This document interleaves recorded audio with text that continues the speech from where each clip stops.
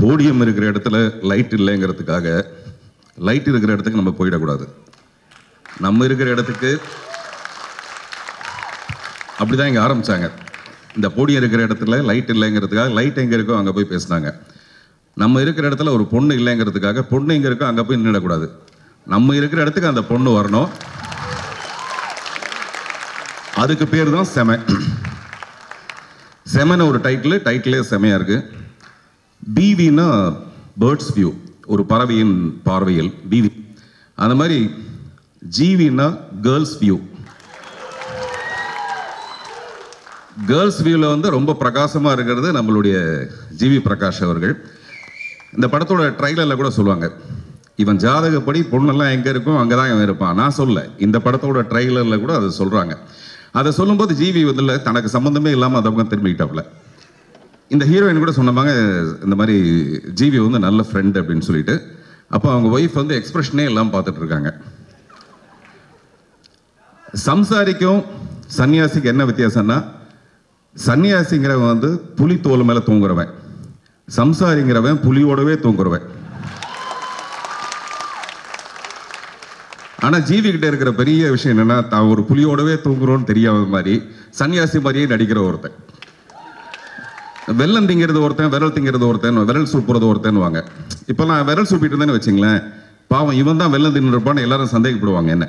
ஆனால் ஜிவியை பொறுத்த வரைக்கும் ரெண்டும் செய்கிறது அவர் தான். ஆனால் பார்க்குறவங்க பாவம் இவர் விரல் சூப்புறாரு, வெள்ளம் எவனோ தின்னு இருப்பான் அப்படிங்கிற மாதிரி ஒரு இன்னோசென்ட்டான ஃபேஸ் வந்து ஜிவியோட ஒரு பெரிய ப்ளஸ் பாயிண்ட்டு. இப்படிலாம் நான் பேச வேண்டியதாக இருக்குது. எந்த மேடைக்கு போனாலும் இப்படி நான் பேச வேண்டிய ஒரு கட்டாயம். வாட்ஸ்அப்பில் பார்த்தீங்கன்னா ஒரு குழந்தையை காணோன்னு சொல்லிட்டு வாட்ஸ்அப் பண்ணியிருக்காங்க. அந்த குழந்தையை கண்டுபிடிச்சி 5 வருஷம் ஆச்சு. இப்போவும் அந்த ஸ்கூலுக்கு போனால் அந்த பழைய வாட்ஸ்அப்பை வச்சுக்கிட்டே திருப்பி கொண்டு வந்து ஸ்கூலில் விட்டு வீட்டில் கொண்டு வந்து விட்டுருவாங்க. அந்த குழந்தை வந்து ஸ்கூலுக்கே போக முடிய மாட்டேங்குது. அந்த மாதிரி நான் எப்போ பேசினாலும் இந்த மாதிரி ஏதாவது குண்டக்க மண்டக்க பேசுகிறது வந்து கட்டாயமாகி போச்சு. ஒரு போன மாதத்தில் ஒரு நாள் ஏசுதாஸுக்கு வந்து பத்ம விபூஷன் வாங்கிறதுக்காக ஒரு பாராட்டு விழா. அந்த மேடைக்கு போய் பார்த்தோம்னா இந்த பக்கத்தில் ஒரு பெரிய சபரிமலை ஐயப்பன், இந்த பக்கத்தில் ஏசுதாஸ் பெரிய தாடிலாம் வச்சு நின்றுட்டுருக்காரு. இவங்க கிட்ட போய் நம்ம என்ன காமெடியாக பேசுறதுன்னு சொல்லிட்டு நான் ரொம்ப ரொம்ப வெஜிடேரியனாக பேசிட்டு வந்துட்டேன். லக்ஷ்மண் ஸ்ருதி தான் அந்த ஷோ பண்ணாங்க. அவன் சொன்னாங்க, என்னங்க நீங்கள் பார்த்திபன் பேசுகிற மாதிரியே இல்லையே அப்படின்னு. நான் சொன்னேன், என்னங்க இந்த பக்கம் ஒரு சாமி இருக்குது, இந்த பக்கம் ஒரு சாமியார் இருக்குது, நான் போய் என்னங்க பேசுறது அப்படின்னு. இல்லை சார், நீங்கள் அப்படி பேசினா தான் நல்லா இருக்கும் அப்படின்னு சொல்லிட்டு எனக்கு மறுபடியும் மேடை காமிச்சாங்க. மேடை காமிச்சா பின்னாடியே ஒரு சிங்கர் ஒரு பொண்ணு வந்து, அப்புறம் சொல்லுங்கள் சார் அப்படின்னுச்சு.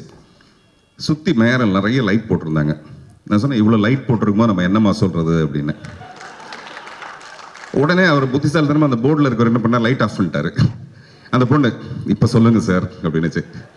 லைட் ஆஃப் பண்ணதுக்கப்புறம் நம்ம என்னம்மா சொல்கிறது அப்படின்னு. என்னாச்சுன்னா அந்த ஐயப்பனை ஏஞ்சி நின்று கை தட்டுற மாதிரி ஆயிடுச்சு. அப்புறம் இந்த சபையை வேற மாதிரி மாறி போய் எல்லாம் ஒரே பயங்கர கலாட்டா காமெடி.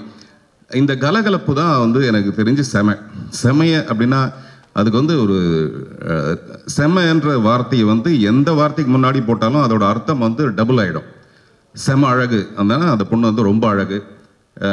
செம என்ன சொல்லுவாங்க, அந்த மாதிரி செமையாக இருக்குன்னாவே முன்னாடி வந்து ஒரு டபுள் அழகுன்ற மாதிரி ஒன்று வந்துடும். அர்த்தனா அப்படின்னா அர்த்தம் என்னன்னு பார்த்தேன், அதுவும் செமன் தான் வருது. உண்மையிலே ஒரு பொண்ணு செமையாக இருக்கிறது வந்து நம்மளுடைய கண்ணுக்கு சுமை, அப்புறம் நம்மளுடைய மனசுக்கு சுமை. ஆனால் இருந்துட்டு போட்டோமே அந்த மாதிரி ஒரு சுமையாக ஒரு பொண்ணு. இந்த படத்தோட 2 சாங்ஸும் இதுவும் பார்க்கும்போது இது ரொம்ப ஜாலியான ஒரு படம்னு தெரியுது. ஒரு டைரக்டர் வந்து ரொம்ப கமர்ஷியலாக ஒரு படம் பண்ணுறது தான் இருக்கிறதுலே ரொம்ப கஷ்டமான விஷயம், அதுவும் முதல் படம். அதனால் மிஸ்டர் பாண்டிராஜ் கிட்ட அவருடைய ஸ்பெஷாலிட்டி என்னென்னா, அவருடைய படங்கள் எல்லாமே என்ன சமுதாய கருத்தை சொன்னாலும் அதுக்கு பின்னாடி ஒரு சுவையான சுவாரஸ்யமான ஒரு விஷயம் இருக்குது. அதை வந்து வள்ளிகாந்தும் ஃபாலோ பண்ணுறாரு. அதனால் வள்ளிகாந்துக்கு என்னுடைய மனப்பூர்வமான வாழ்த்துக்கள். அப்புறம் மிஸ்டர் விவேக், ஜிவி சாருடைய அசிஸ்டண்ட், அவர் இந்த படத்தை நல்லா பண்ணியிருக்காரு.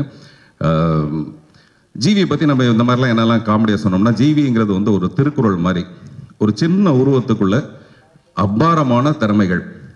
நான் நேற்று கேட்டேன், அவர் என்னை இந்த இதுக்காக இன்வைட் பண்ணும்போது நான் கேட்டேன், ஏதாவது சுவாரஸ்யமாக பேசுகிறதுக்கு உங்களுக்கும் ஹீரோயினுக்கு ஏதாவது மேட்டர் இருக்கா எனக்கு சொல்லுங்கள் அப்படின்னு. சார் அதெல்லாம் சொல்லிடாதீங்க சார் அப்படின்னாப்ல.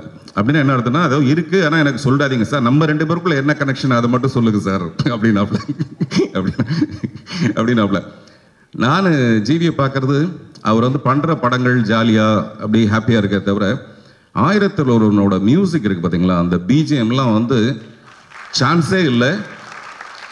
ஜிவிக்கான அதுக்கான ஒரு அங்கீகாரம் கிடைக்கலங்கிறது வந்து ஜிவி மாதிரி எனக்கும் ஒரு பெரிய வருத்தம் இருக்கு. அவர் சொல்லியிருக்கார் ரொம்ப நாளைக்கு அப்புறம் வந்து அதில் ஒரு கிராம இசை பண்ணியிருக்கேன்னு. கவலைப்படாதீங்க ஜிவி, கூடிய சீக்கிரம் உங்களுக்கு கிராமி அவார்டே கிடைக்கும். அந்த அளவுக்கு உங்களுடைய திறமைகளும் அது வந்து அங்கீகரிக்கப்படும். அப்புறம் இந்த படம் வந்து நல்ல கதையோட பண்ற படம் மட்டும் இல்லை, நல்ல மனசோட பண்ற படம். பாண்டியராஜனுடைய நல்ல மனசு, மிஸ்டர் ரவிச்சந்திரனுடைய நல்ல மனசு, உங்க எல்லாருக்கும் இந்த படம் ஒரு மிகப்பெரிய வெற்றி படமாக என்னுடைய மனப்பூர்வமான வாழ்த்துக்கள். பொக்கேக்கு பதிலாக புக்கே கொடுக்கறது ஒரு நல்ல பாராட்டுக்குரிய விஷயம். நன்றி.